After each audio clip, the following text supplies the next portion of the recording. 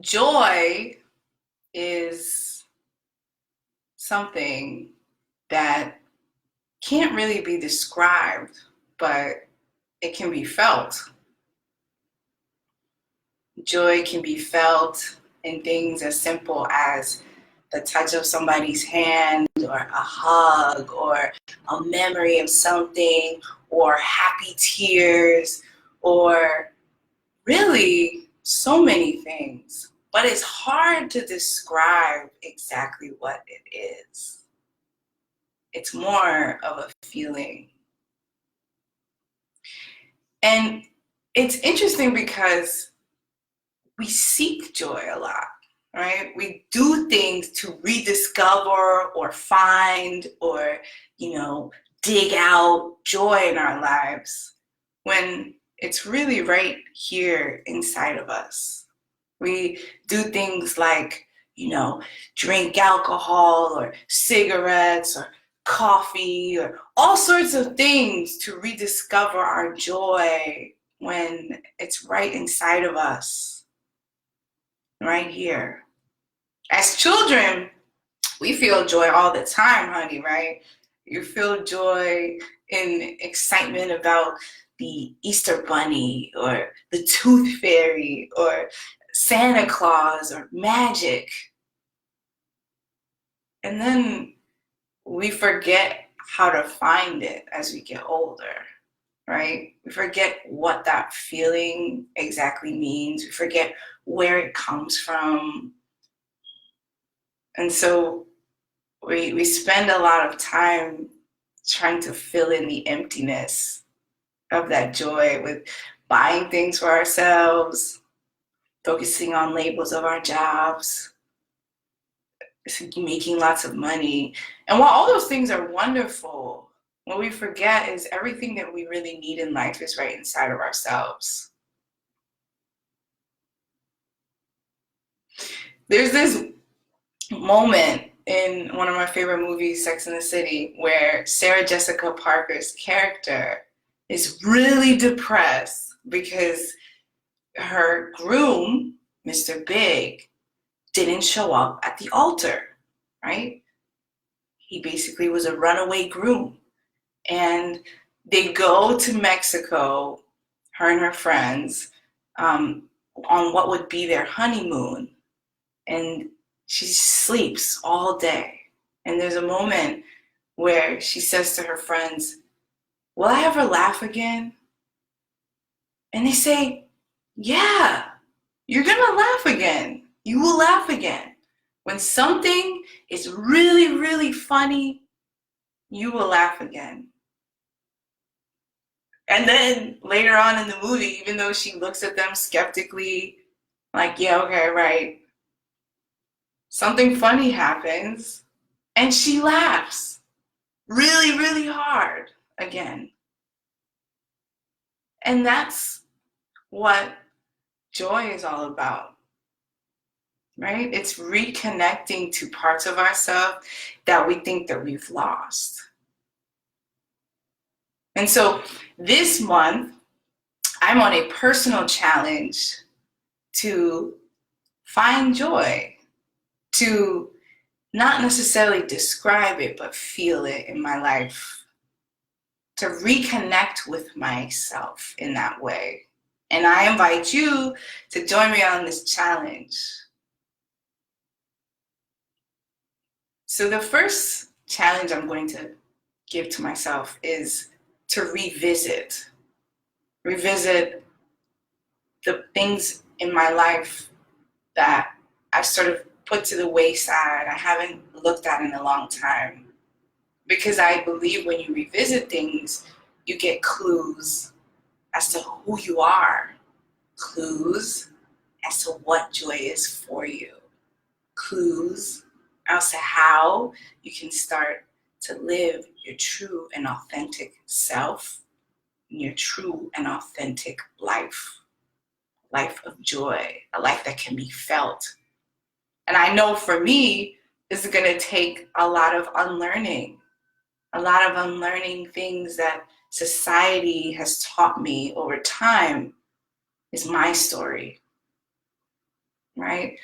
A lot of stepping outside of my comfort zone and doing things I don't necessarily think I have the ability to do, but definitely can if I push myself a little bit.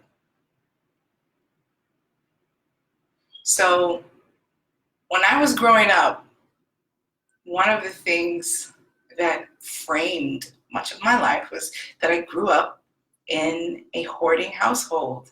So my mother taught me that everything is important to save because, as she used to say, you never know when you're going to need something, right? And I carried that with me into my adulthood. I carried that with me for a really long time. That you never know what you're going to need, so you need to hold on to everything. And because I was taught to hold on to everything, I accumulated a lot of stuff, a lot of stuff. And when I finally moved into my own apartment, I still had so much stuff. My apartment looked really crazy. When I look at old pictures of how my apartment used to look, I feel the heaviness of it. I feel the weight of it. And when you grow up in a hoarding household where everything is important, from rubber bands to receipts to every single article of clothing to every piece of mail, it's hard to find value in things. It's hard to figure out what brings you specifically joy. So living in this apartment, when I invited my partner to move in with me, she said very nonsense, she's no nonsense. She said that in a very no nonsense tone. I can't move in with you like this. If your apartment is like this. And she had a point. At first I got offended, but she had a point. You have to make room for joy in your life. I'll say that one more time. You have to make room for joy in your life. A lot of the times when we're seeking things, right? We want things, we make demands of things.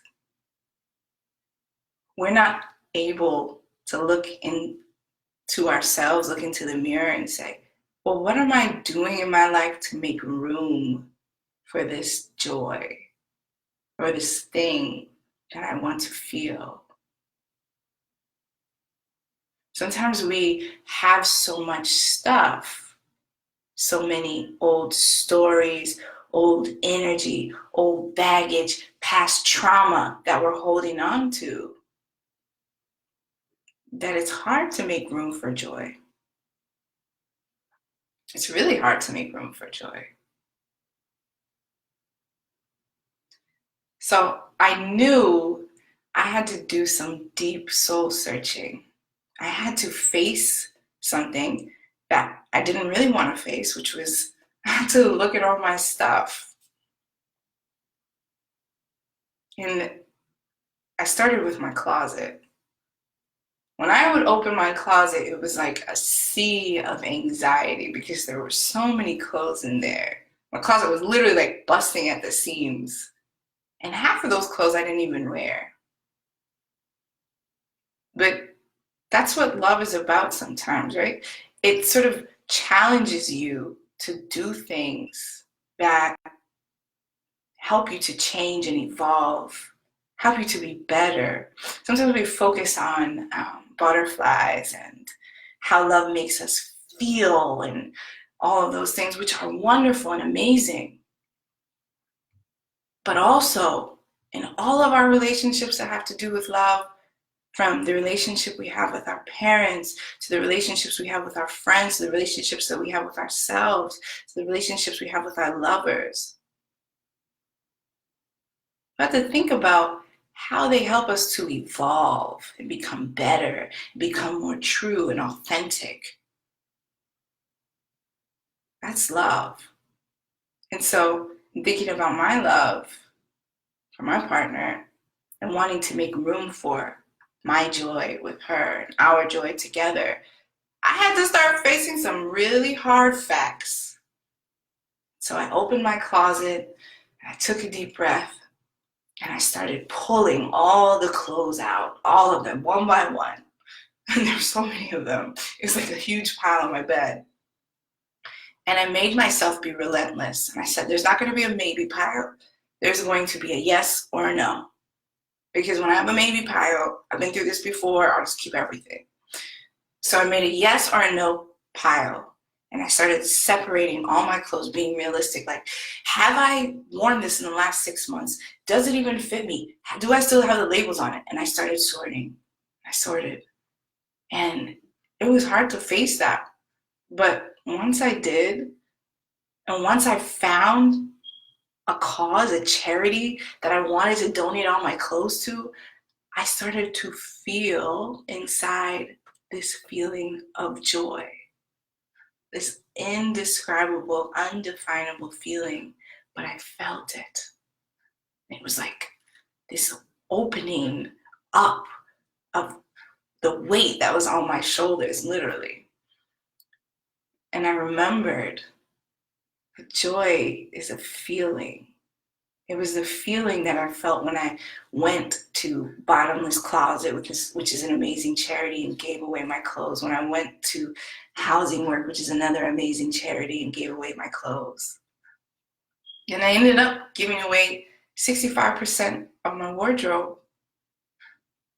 I had to realize that in my apartment, I was creating this cave. I was creating this cave to fill in all the emptiness that I felt because I didn't want to do the work. I didn't want to face what was going on in here. But when I started to face it and I started to realize that all the joy that I ever wanted was more about me starting to let go of things that I was carrying as my own story, I started to feel free. And I ended up donating over 65% of my wardrobe.